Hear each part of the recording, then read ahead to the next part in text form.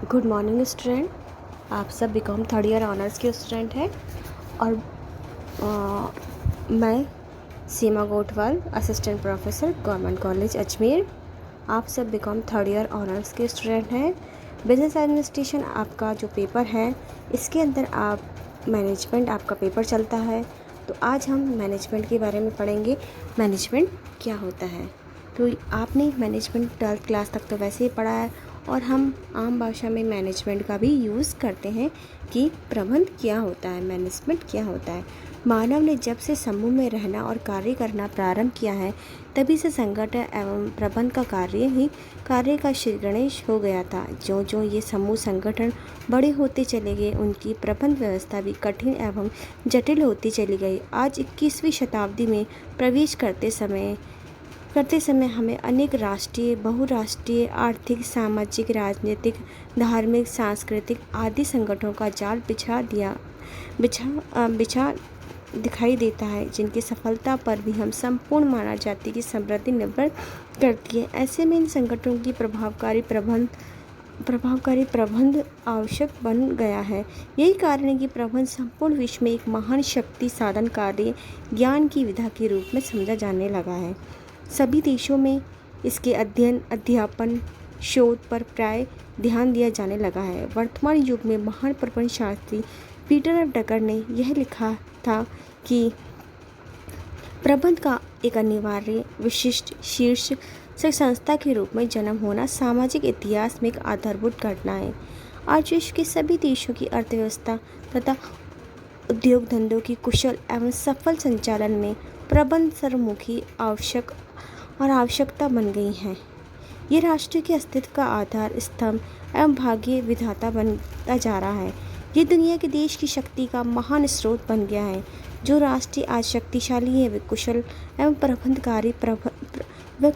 प्रभावकारी प्रबंधन के कारण ही शक्तिशाली बनते जा रहे हैं। इसके विपरीत अकुशल प्रबंधन के कारण कई देशों की अर्थव्यवस्था नहीं, अपितु उनका अस्तित्व भी डालमडोल होता जा रहा है। इसलिए अब सभी राष्ट्रों द्वारा स्वीकार लिया गया है कि देश की व्यवसाय विकास के लिए नहीं, बल्कि संपूर्ण अर्थव्यवस्था के उत्थान के लिए कुशल प्रबंध अनिवार्य है। यह देश की सभी गंभीर आर्थिक, सामाजिक, राजनीतिक, सांस्कृतिक, भौगोलिक, राष्ट्रीय एवं अंतर्राष्ट्रीय समस्याओं की एकमात्र कुंजी है।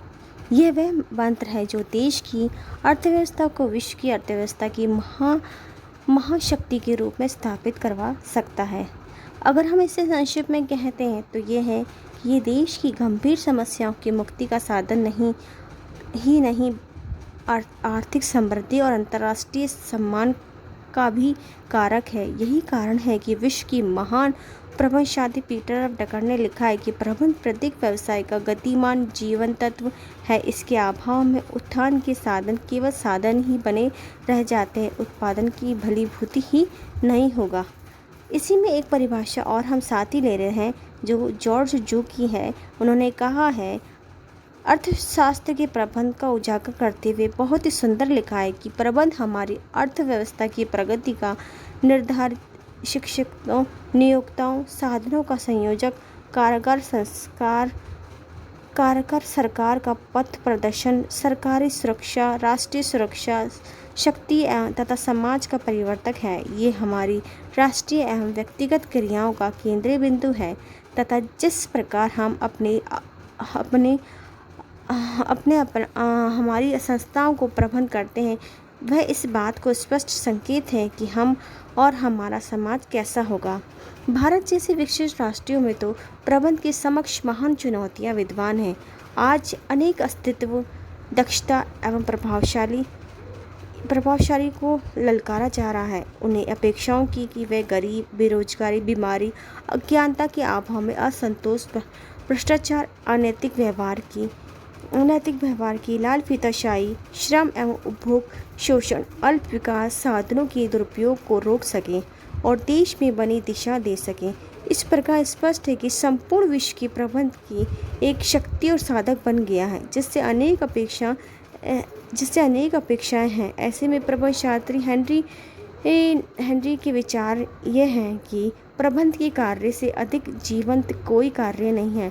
प्रबंध ही यह निर्धारित करता है कि हमारी सामाजिक संस्थाएं ठीक से हमारी सेवा करेगी अथवा वे हमारे साधनों एवं योग्यताओं का अपव्यय करेगी। तो ये था इसका मीनिंग जो मैंने आपको बताया है।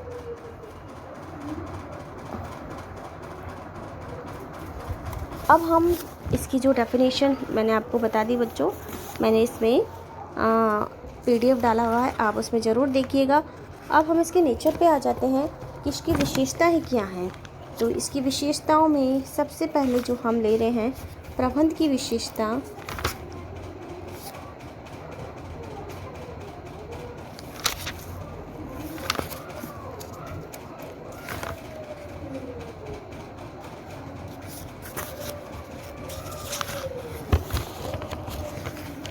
सबसे पहली विशेषता है मैनेजमेंट इज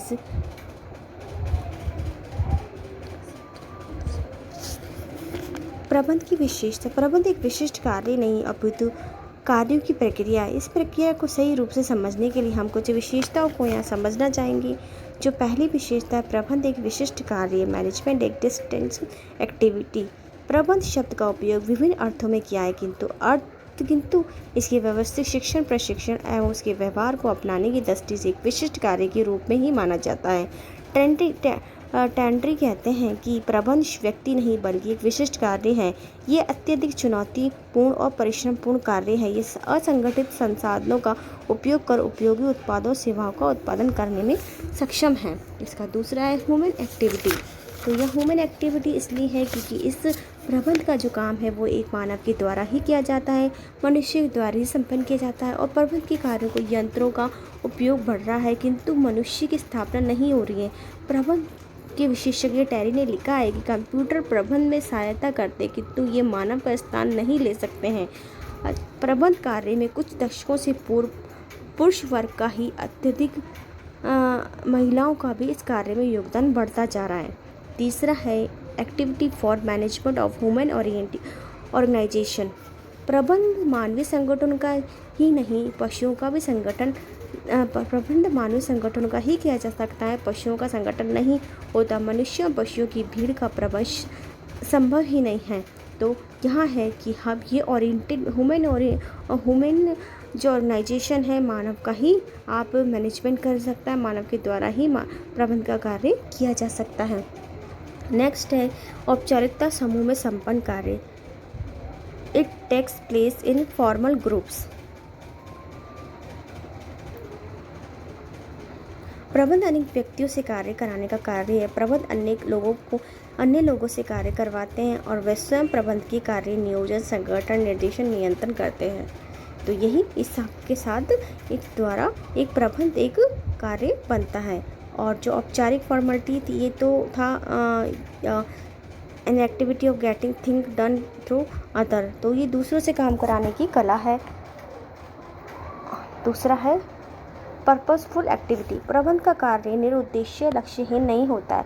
प्रबंध पूर्ण निर्धारित लक्ष्यों के कुछ उद्देश्य होते हैं। प्रबंध इन उद्देश्यों की पूर्ति के लिए मानवीय और भौतिक संसाधनों का कुशल एवं कारगर उपयोग करके सतत किया जाने वाला कार्य है। क्रेटल ने लिखा है कि उद्देश्य के बिना प्रबंध प्रक्रिया गंतव्य स्थल को निर्धारित किए बिना ही की गई यात्रा के समान है जो उद्देश्यहीन और निरर्थक होगी। नेक्स्ट पॉइंट है एनवायरनमेंट ओरिएंटेड एक्टिविटी। वातावरण मूलक कार्य। प्रबंध एक ऐसा कार्य है जो वातावरण मूलक है। दूसरे शब्दों में क्या है, प्रबंध कार्य संस्था के अंतर्गत एवं बाहर के वातावरण को प्रभावित होता है तथा उसे प्रभावित भी करता है।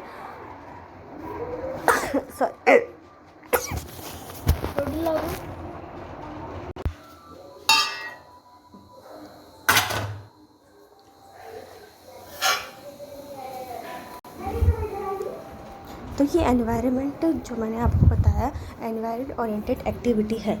अब इसका जो नेक्स्ट पॉइंट है क्रिएटिविटी एक्टिविटी। प्रबंध एक सृजनात्मक कार्य है। ये कार्य मानवीय तथा भौतिक साधनों का इस प्रकार उपयोग करता है कि न्यूनतम लागत पर अधिकतम उत्पादन और सफलता प्राप्त की जा सकती है। ये साधनों को प्रभावशील और दक्षता को बढ़ाता है। इसका नेक्स्ट पॉइंट है यूनिवर्सल एक्टिविटी, प्रबंध एक सार्वभौम क्रिया है। ये छोटे और बड़े आर्थिक, राजनीतिक, सामाजिक, व्यवसायिक सभी संगठनों पर इस क्रिया को लागू किया जाता है, इसलिए यूनिवर्सल एक्टिविटी कहते हैं। सभी स्तरों पर व्यापक क्रिया, प्रबंध प्रक्रिया संस्था के सभी स्तरों पर व्यापक प्रक्रिया है। दूसरे शब्दों में प्रबंध उच्च प्रबंधकों, मध्य वर्गीय प्रबंधकों, पर्यवेक्षक प्रबंध सभी के द्वारा की जाने वाली प्रक्रिया है।